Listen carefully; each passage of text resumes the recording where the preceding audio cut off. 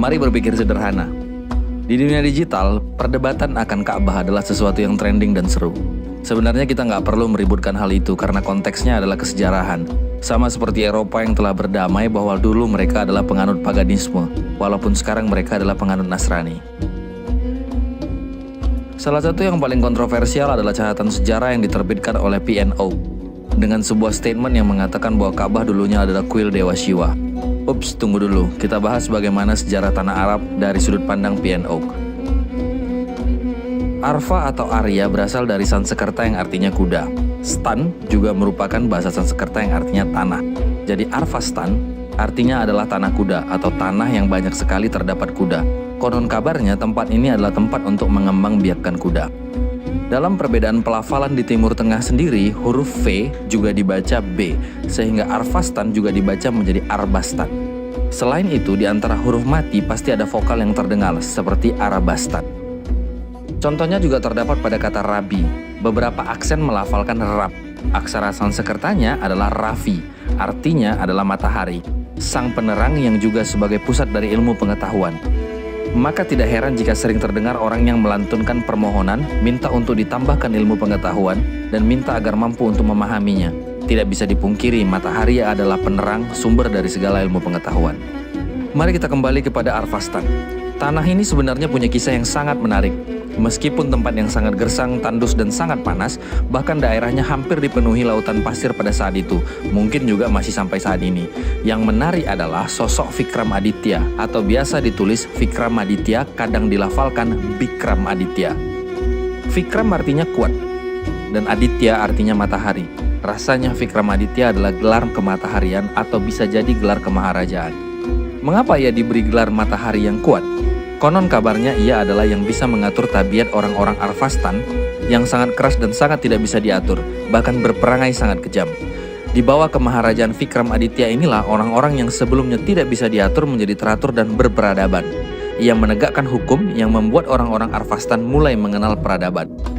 Di bawah pengaruh tanah Sindu dan kebudayaan orang-orang Sundalen yang mulai berdatangan ke Arfastan, maka sikap yang tadinya barbar dapat berubah akibat pengaruh kebudayaan dari orang-orang lembah Sindu. Kebijaksanaan dan kebesaran Vikramaditya tertanam di hati orang-orang Arfastan. Dialah yang membebaskan orang-orang Arfastan dari kebodohan dan kejahatan atau jahil. Dapat ditemukan tulisan mengenai Vikram dalam sebuah buku berjudul Sayar-ul-Okul atau kata-kata yang berkesan, halaman 315. Buku tersebut masih tersimpan di dalam perpustakaan Maktab-e-Sultania di Istanbul, Turki. Sebagian manuskrip tersebut berbunyi sebagai berikut, tapi sebaiknya kalian baca langsung karena susah banget untuk dibaca.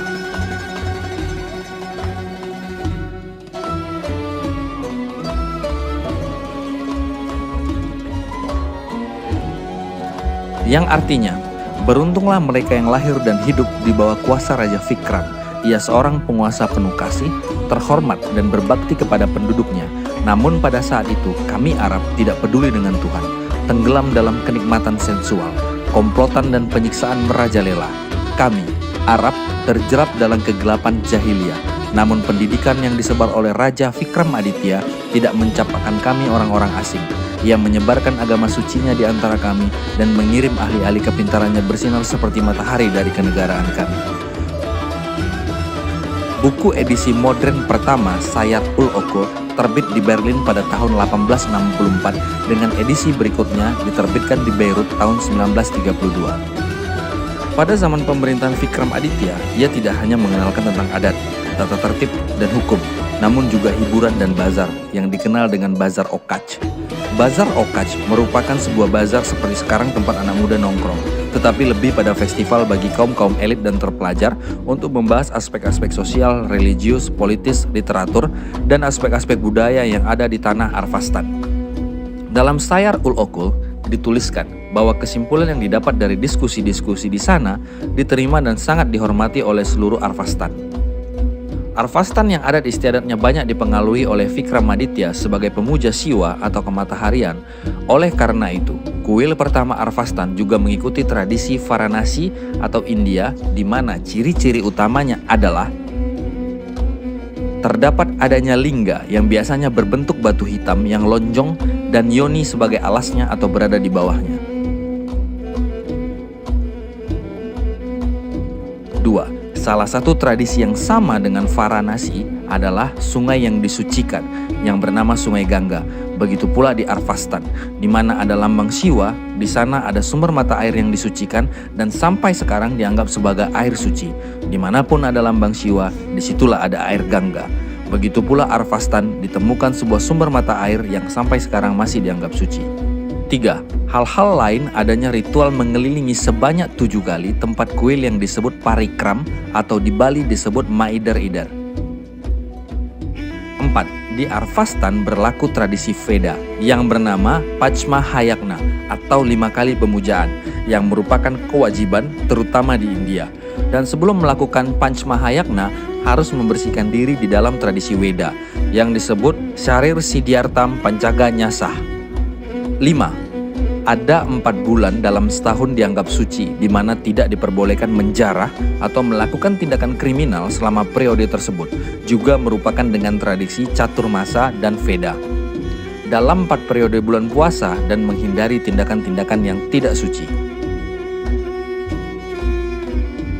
Konon kabarnya, kuil utama di Arphastan ikut dibangun oleh seorang yang bernama Umar bin Hasam, beserta keluarganya yang sebenarnya adalah bagian dari dinasti Kuru atau lebih dikenal dengan dinasti Quraisy, sebuah dinasti besar yang pernah menguasai lembah Sindhu atau India.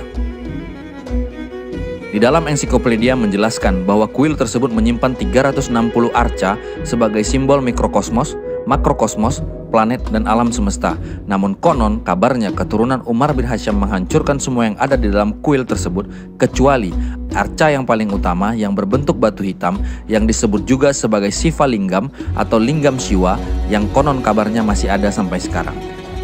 Orang-orang Arphastan adalah pemuja Shiva.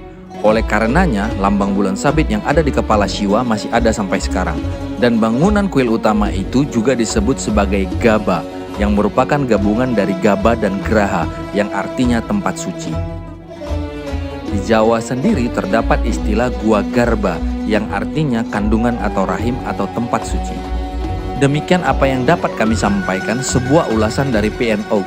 Selebihnya dapat dicari, dibaca lebih mendetail melalui dunia digital. Selamat mencari dan jangan lupa untuk menganalisa setiap konten dengan kritis dan bertata krama. Mari kembalikan kejayaan negeri matahari.